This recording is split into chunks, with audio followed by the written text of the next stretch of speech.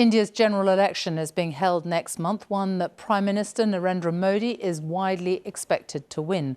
But his second term in power has been marked by deepening religious polarisation and increasing Islamophobia. There are more than 200 million Muslims in India, making up the country's largest religious minority. Members of the Muslim community have told the BBC that they feel they are being marginalised and suppressed, claims consistently denied by India's Hindu nationalist government.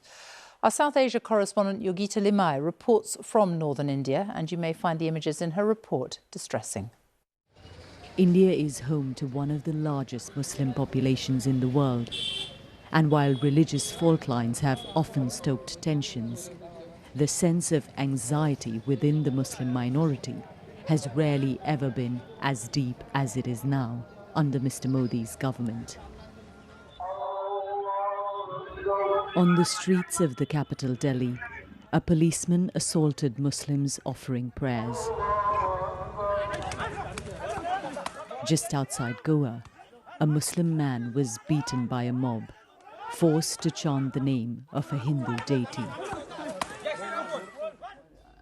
And in Jaipur in the northwest, a family devastated by perhaps the most chilling incident of violence against Muslims in India. Umaisa Begum's husband, the father of their 5 children, Muhammad Asghar Ali, was among 3 Muslim passengers shot dead by a railway policeman on a train. If his killer was a Muslim, he would have been hanged by now.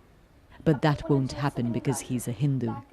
Asghar's daughter, Amina, said, "No one can return my father to us."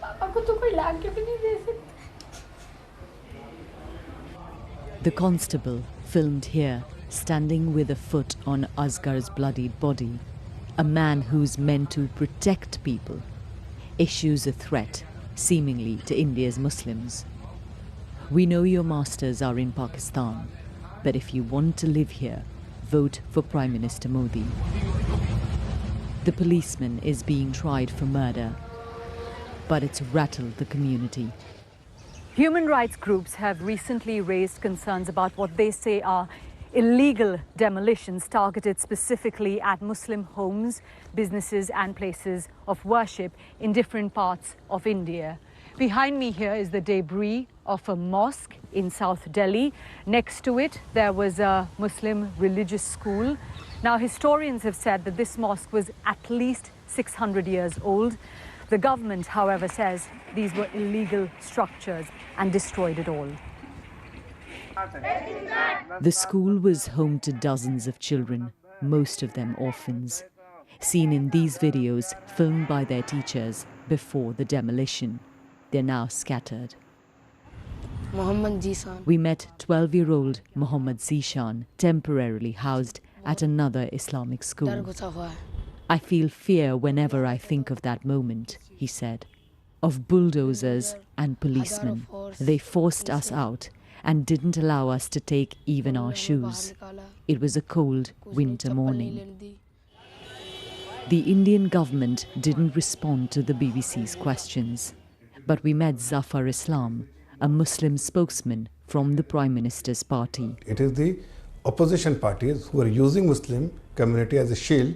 They are feeling the hate. Muslim community is absolutely comfortable. They are happy. But sir, people have told us this. We have recorded this. Ordinary people, not political parties. See, if 1 or 2 people say such thing, it cannot be true for the entire community. The ruling party doesn't have a single MP from the country's largest minority. Just one more factor that contributes to the unease we found on the ground. There is a very major sense of insecurity here, right? For example, if you take your mic and you walk around here, there won't be many people who would be looking to talk to you. The most beautiful thing about India is its diversity. But that is now being crushed, and the main victims are Muslims. Critics see the upcoming election as an inflection point for India's long-cherished secular ideals. Yogita Limai, BBC News, Delhi.